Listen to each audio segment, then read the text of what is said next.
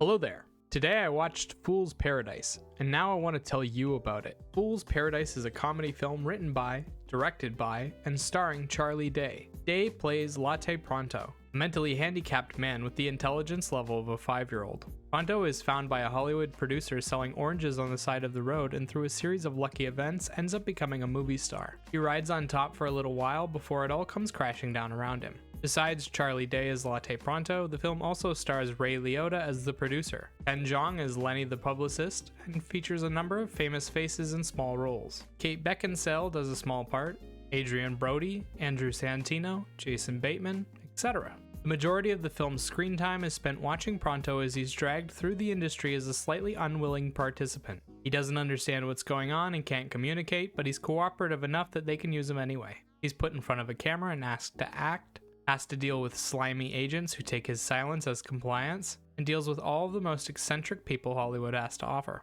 Charlie Day's Pronto is a silent character that communicates through his body language and expressions. He repeats the actions of the people around him while clumsily knocking over every lamp, table, and vase in sight. Everyone who interacts with him immediately notices that there's something wrong with him, but they tend to overlook his lack of intelligence or see it as something to exploit. Through Pronto's eyes, we see just how awful the people of show business can be and how fundamentally broken many of them are at the core. The story is a satire of the entertainment industry, and the ridiculous people that Pronto meets is where a lot of the comedy comes from. They see this guy with the mind of a 5-year-old and start scheming different ways to use him. Many of them go to absurd lengths, and the only person who really cares about him at all is his publicist, Lenny. While the story makes sense and plays on a lot of real-life stereotypes, it also isn't exciting. The humor is undercut by Pronto's simpleton nature and just ends up feeling mean-spirited.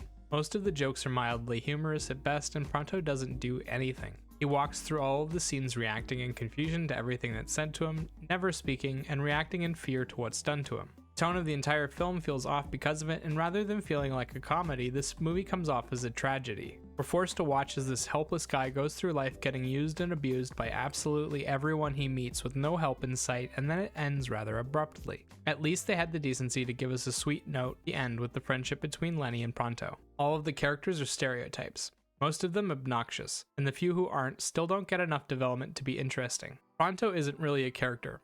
He's more of a mirror reflecting how the audience should feel about a situation. The cast is filled with different actors doing a stereotype, and most of them are doing an okay job. We have Ken Jeong playing a down-on-his-luck publicist who wants to be famous more than anything and is willing to do anything to get it. Pronto is the unlucky victim of his quest, and Ray Liotta's producer character is the first of many to exploit him. Then there's Kate Beckinsale as the snobby actress who marries her co-star and adopts kids to build a reputation. Adrian Brody is the alcoholic method actor that treats everyone badly. The stereotypes keep coming, and the B and C list actors do too. Bigger names get a minute or two, and the smaller names get 30 seconds or less. Outside of the two leads, no one stands out due to the lack of screen time, and while Ken Jeong and Charlie Day do get a chance to shine, neither of them manage to make their characters likable or memorable. Day doesn't do enough, and Jeong is a whiny brat that only gets more annoying the longer he's around. Visually, the film is surprisingly well shot. Most of the journey takes place on film sets and in different mansions. Sets are pretty simple but effective, and the costumes are the same way. The camera work is smooth with lots of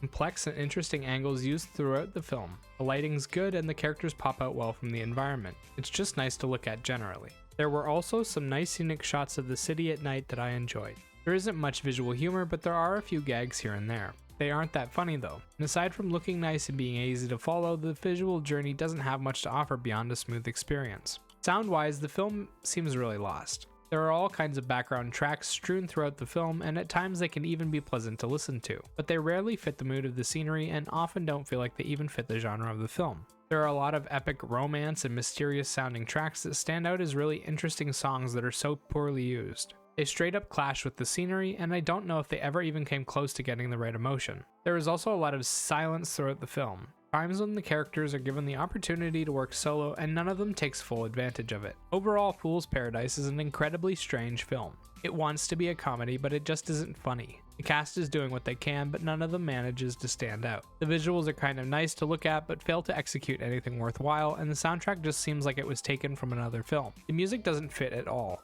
I wanted to like this film, but it isn't good. 3 out of 10. And remember, these are just my thoughts on the film. Let me know what you think in the comment section down below. Bye-bye!